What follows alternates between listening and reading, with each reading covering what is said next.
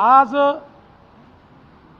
राहुल गांधी सहित सर्व विरोधी पक्षाला माझं आव्हान आहे, पळपुटेपणा सोडा आणि संसदेमध्ये चर्चेला समोर जा। विद्यार्थ्यांचे खरे कैवारी असाल तर हिम्मत दाखवा।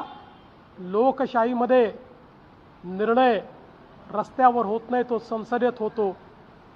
जर देशाच्या संविधानावर विश्वास असेल तर संसदेत चर्चा करा। उत्तर पाहिजे असतील संसदेत मागा। तुमच्याकडे जर काही कल्पना असतील, संकल्पना असतील तर त्या प्रत्यक्षात आणण्याकरता सरकारला मजबूर करा।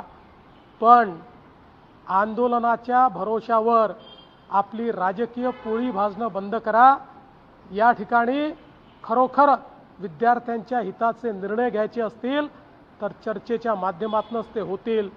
मोदीजींनी विद्यार्थी हिताला सर्वोपरी ठेवण्याचा निर्णय घेतलेला आहे आणि विशेषतः पेपर लीकच्या संदर्भात फास्ट ट्रॅक कोर्ट तयार करून या सगळ्या अपराध्यांना शिक्षा देण्याचा निर्णय मोदीजींनी केलेला आहे।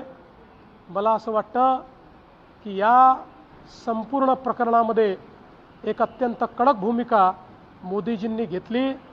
नीटची पुनर्परीक्षा झाल्यानंतर कुठलीही अडचण न येता ही परीक्षा पूर्ण झालेली आहे। विद्यार्थी खुश आहेत, ते त्या ठिकाणी पास झाल्यानंतर सेलिब्रेशन्स करतायत। अशाच पुढच्या सगळ्या परीक्षा झाल्या पाहिजे, या दृष्टीनं ही चर्चा अत्यंत आवश्यक आहे। खरं म्हणजे आपल्याला कल्पना आहे, UPAच्या सरकारच्या काळामध्ये 8,000 कोटी रुपयाचं केवळ देशाचं बजेट होतं, ते आता 1,39,000 कोटीचं मोदीजींनी केलं आहे। IIT असेल, एम्स असेल, सगळ्या आयकॉनिक संस्थांची संख्या वाढवली, सीट्सची संख्या वाढवली। मेडिकल एज्युकेशन, MBA, इंजिनिअरिंग या सगळ्या क्षेत्रांमध्ये नवीन संधी या विद्यार्थ्यांना मोदीजींनी उपलब्ध करून दिल्या आहेत। पण विरोधी पक्षाची चर्चा करण्याची हिंमत नाही, कारण त्यांना याचं उत्तर द्यावं लागेल। कशा पद्धतीनं कर्नाटकमध्ये पेपर लीक झाला, त्यांना उत्तर द्यावं लागेल।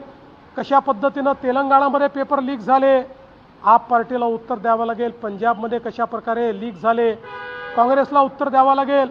राजस्थानमध्ये त्यांची सरकार असताना 8 वेळा पेपर लीक झाले, त्यांच्या प्रत्येक सरकारमध्ये झालेला घोटाळा बाहेर येईल। आणि म्हणून त्यांना या ठिकाणी चर्चा करायची नाही आहे। अराजकता हीच केवळ मानसिकता आहे, अराजकतावादी मानसिकतेतनं चाललेलं आहे। मी फक्त आठवण करून देतो, या राज्यातला सगळ्यात मोठा TET घोटाळा उद्धव ठाकरे मुख्यमंत्री असताना झाला आणि IAS अधिकाऱ्यापासून सगळे त्याच्यामध्ये सामील होते। इतका मोठा घोटाळा राज्याच्या इतिहासात झाला नाही। एवढंच नाही तर त्यांच्या मंत्रिमंडळातल्या मंत्र्यांवर थेट आरोप लागले। त्या ठिकाणी केवळ पेपर लीकच झाला नाही तर जे नापास होते त्यांना पास करण्याचा पराक्रम देखील त्यांच्याच काळामध्ये झाला। आम्ही तर TETच्या परीक्षेमध्ये घोटाळा होतो लक्षात आल्याबरोबर परीक्षा व्हायच्या आधी घोटाळेबाजांना पकडलं आणि त्या ठिकाणी त्यांच्यावर कारवाई देखील केली। त्यामुळे आपलं ठेवायचं झाकून आणि दुसऱ्याचं पाहायचं वाकून हे बंद करा।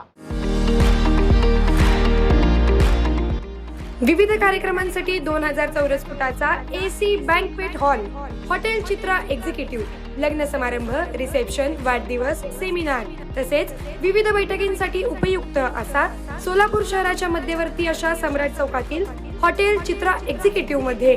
पत्ता 195 बुधवार पेठ, सम्राट चौक, चिडगुप्कर हॉस्पिटल समोर, सोलापूर। संपर्क 8956 03 31 00 आणि 8956 03 31 01।